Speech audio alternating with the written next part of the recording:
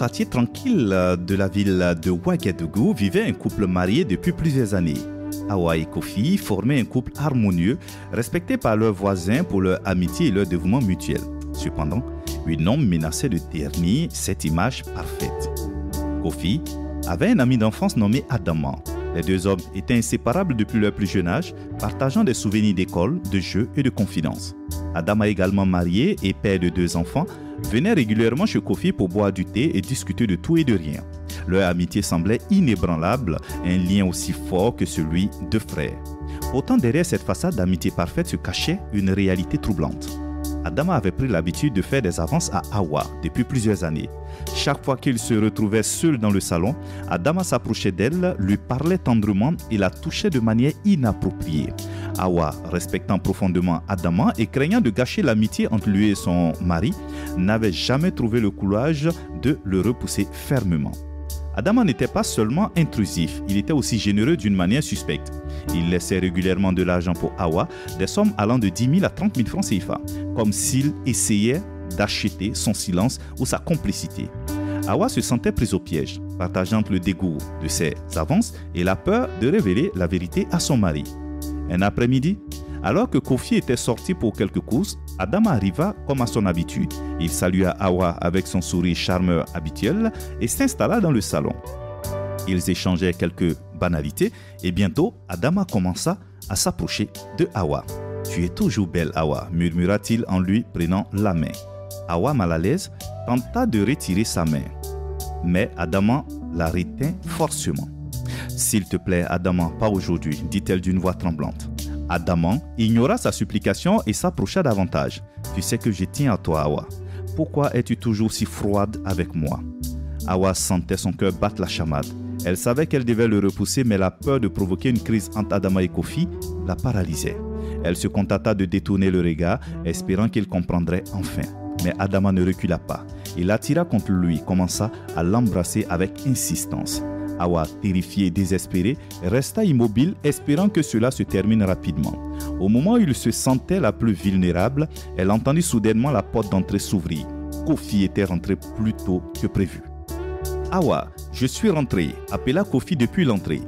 Adama recula brusquement, lâchant Awa et se recomposant rapidement. Awa, les yeux remplis de larmes, tenta de reprendre contenance avant que Kofi n'entre dans le salon. « Ah, Adama !» s'exclama Kofi en voyant son ami. « Je ne savais pas que tu étais déjà là. » Adama sourit, cachant parfaitement son trouble. « Oui, je suis arrivé il y a quelques minutes. J'attendais ton retour pour que nous discutions. » Kofi s'installa avec eux, ignorant complètement la tension palpable entre Awa et Adama. Awa, cependant, était en proie à un tourment intérieur. Elle savait qu'elle ne pouvait pas continuer ainsi, mais la peur de relever la vérité et de briser l'amitié entre les deux hommes l'empêchait de parler. Le soir, lorsque Kofi et Awa se préparaient à se coucher, Kofi remarqua l'agitation de sa femme. « Awa, tu sembles perturbée. Est-ce que tout va bien ?» demanda-t-il avec inquiétude. Awa hésita, cherchant ses mots. « Oui, tout va bien », mentit-elle finalement. « Je suis juste un peu fatiguée. » Kofi, bien que soucieux, ne poussa pas plus loin. Il savait que sa femme lui parlerait en temps voulu. Cependant, Awa restait éveillée longtemps après que Kofi se soit endormi, luttant avec ses pensées. Elle devait trouver une solution. Mais comment faire sans provoquer un cataclysme dans leur vie? Le lendemain, alors qu'Awa se promenait seule dans le quartier pour tenter de clarifier ses pensées, elle rencontra une vieille amie, Aminata, qui remarqua immédiatement son trouble. « Awa, tu sembles préoccupée. Que se passe-t-il » Awa hésita un instant puis décida de se confier à Aminata. Elle lui raconta tout de l'insistance d'Adama aux avances répétées et son incapacité à en parler à Kofi. Aminata, choquée, prit la main d'Awa. « Tu ne peux pas continuer ainsi, Awa. Tu dois faire face à cette situation pour toi et pour Kofi. » Les paroles d'Aminata résonnaient profondément à Awa. Elle savait qu'elle avait besoin, mais comment trouver le courage de tout révéler? Comment affronter Adama sans ruiner l'amitié précieuse qui unissait Kofi et lui? Ce soir-là, alors qu'Awa se préparait mentalement à parler à Kofi, elle reçut un message d'Adama. « Nous devons parler. Je viendrai demain matin. » Awa sentit une vague de panique l'envahir. Qu'avait-elle à faire? Devrait-elle enfin tout dire à Kofi ou continuer à supporter en silence? La confrontation avec Adama semblait inévitable. Mais comment la gérer sans tout détruire?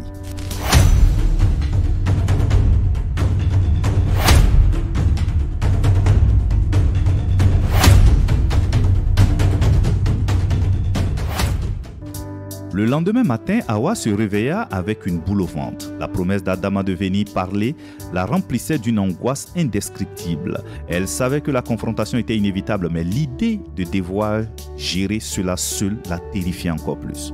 Kofi, quant à lui, était sorti tôt pour une réunion importante. Il ne se doutait de rien, laissant Hawa seul à la maison. Vers 10 heures, la porte d'entrée s'ouvrit et Adama entra, comme il l'avait annoncé dans son message. Hawa, sentant son cœur s'emballer, se tenait dans le salon, déterminée à faire face. Adama s'approcha d'elle avec un sourire, ignorant complètement son malaise évident. « Hawa, nous devons parler. Je ne veux plus supporter cette situation. Je t'aime et je veux que tu sois à moi. » Hawa recula légèrement, tentant de garder son calme. « Adama, ce que tu fais est mal. Tu es l'ami de mon mari. Je suis marié. Tu dois arrêter cela. » Mais Adama, loin de se laisser dissuader, avança encore. « Hawa, tu sais que nous sommes faits l'un pour l'autre. Kofi ne le saura jamais si tu ne dis rien. Mais nous pouvons être heureux ensemble. » Hawa sentit la panique monter en elle. Elle savait qu'elle devait faire quelque chose, mais chaque fibre de son être tremblait à l'idée de confronter Adama et de révéler la vérité à Kofi. Alors qu'Adama s'approchait encore, la main tendue vers elle, la porte s'ouvrit brusquement. Kofi entra visiblement contrarié. « Adama, que fais-tu ici à cette heure? Je croyais que tu avais des affaires à régler ce matin. » Adama recula rapidement, tentant de masquer sa nervosité. « Oui, Kofi. Je voulais juste passer voir Hawa avant de partir. J'avais quelque chose à lui demander pour une fête que je prépare. » Kofi fronça les sourcils méfiant. « Quelle fête? Pourquoi n'en ai-je pas entendu parler ?» Adama se mit à balbutier, incapable de fournir une réponse cohérente. Hawa, voyant une lueur de vérité dans les yeux de Kofi, sentit un élan de courage monter en elle. « Kofi, il y a quelque chose que je dois te dire. » Mais avant qu'elle ne puisse continuer, Adama l'interrompit brusquement. « Non, Hawa, ce n'est pas le moment. Kofi, je dois y aller, nous parlerons plus tard. » Il sortit précipitamment, laissant Hawa et Kofi dans un silence lourd. Kofi se tourna vers Hawa, l'inquiétude dans ses yeux. « Hawa, qu'est-ce qui se passe ?» Hawa hésita, sentant le poids du moment. Devait-elle tout révéler maintenant ou attendre un meilleur moment? Mais avant qu'elle ne puisse répondre, un cri venant de l'extérieur les interrompit. Il courut dehors pour trouver Aminata, l'amie d'Hawa, en larmes. « Kofi, Hawa, quelque chose de terrible est arrivé. Venez vite. » Sans réfléchir, il suivit Aminata jusqu'à sa maison où un groupe de personnes était rassemblé autour de quelque chose ou quelqu'un. En se frayant un chemin à travers la foule, Hawa et Kofi découvrirent Adama allongé au sol, inconscient et gravement blessé. Kofi se pencha sur son ami, l'angoisse marquant ses traits. « Adama, qu'est-ce qui s'est passé? Qui t'a fait ça ?» Adama ouvrit les yeux, ses paroles à peine audibles. « Kofi, je suis désolé. » Il perdit connaissance, laissant Hawa et Kofi sous le choc. Qui aurait pu attaquer Adama et pourquoi? Le mystère s'épaississait, ajoutant une nouvelle couche de complexité à une situation déjà précaire. Alors qu'il attendait l'arrivée des secours, Hawa sentit une nouvelle vague de panique l'envahir. Devrait-elle encore tout révéler à Kofi ou cette attaque changerait-elle la donne? Le fardeau de son histoire devenait de plus en plus lourd et elle savait qu'il lui faudrait bientôt faire un choix déchirant.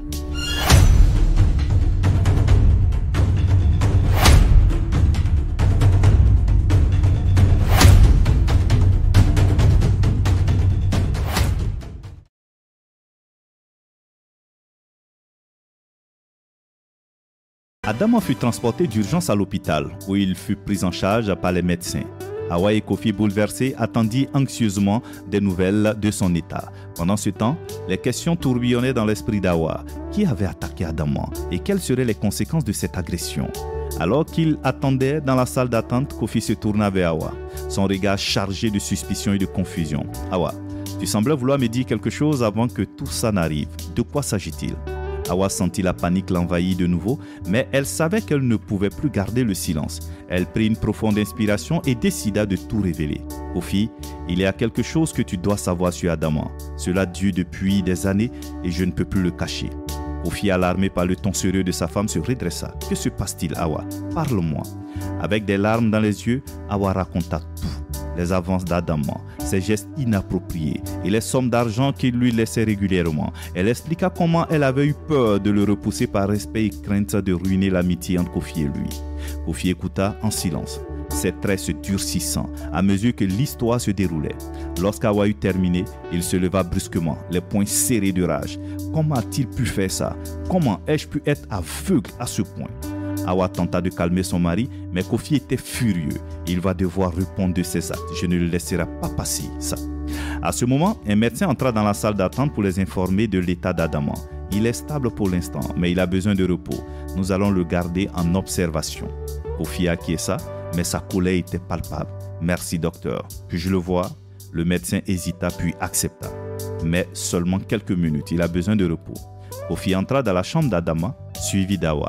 Adama était allongé sur le lit, des bandages couvrant ses blessures. Il ouvrit faiblement les yeux en voyant Kofi s'approcher. « Kofi, je suis désolé, murmura-t-il. Kofi le regarda avec froideur. « Tu m'as trahi, Adama. Comment as-tu pu faire ça à Awa, à moi, à notre amitié ?» Adama tenta de se redresser, mais la douleur l'en empêcha. Je sais pas quoi dire. J'ai été idiot et égoïste. Kofi serra les poings. Tu as blessé Awa. Tu as mis en danger notre mariage. Je ne sais pas si je pourrai jamais te pardonner. Awa, sentant la tension monta, posa une main apaisante sur l'épaule de Kofi. Kofi, nous devons penser à l'avenir. Adama doit assumer ses actes, mais nous devons aussi trouver un moyen de guérir. Kofi prit une profonde inspiration, essayant de maîtriser sa colère. Tu as raison, Awa. Nous devons faire face à cela ensemble. Il quittait la chambre d'Awa, laissant l'ami d'enfance seul avec ses regrets. De retour à la maison, Kofi et Awa commençaient à discuter de la meilleure manière de gérer cette situation. Il savait qu'il devait trouver un équilibre entre justice et réconciliation.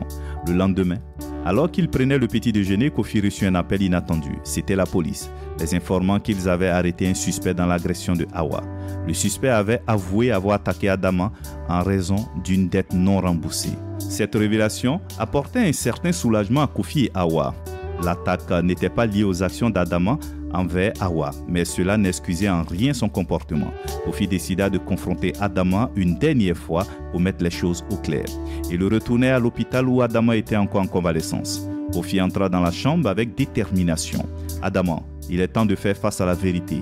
Nous savons que l'attaque n'était pas liée à ce que tu as fait, mais tes actions envers Awa ne peuvent pas être ignorées. » Adama baissa les yeux honteusement. « Kofi, je suis prêt à accepter les conséquences de mes actes. J'ai agi de manière inexcusable. » Kofi hocha la tête. « Tu devras en parler à ta propre famille et assurer tes responsabilités. Quant à notre amitié, je ne sais pas si elle peut être sauvée. » Awa, toujours aux côtés de Kofi, ajouta. « Adama, nous espérons que tu apprendras de cette expérience. Nous avons tous besoin de temps pour guérir. » En quittant l'hôpital, Kofi et Awa se sentaient plus légers. Ils savaient que le chemin vers la guérison était long et ils étaient déterminés à reconstruire leur confiance et leur relation ensemble. Mais alors qu'ils rentraient chez eux, Awa reçut un message inquiétant sur son téléphone. C'était un message anonyme contenant des menaces voilées, insinuant que tout n'était pas encore terminé. Le passé semblait vouloir les rattraper et une nouvelle menace se profilait à l'horizon.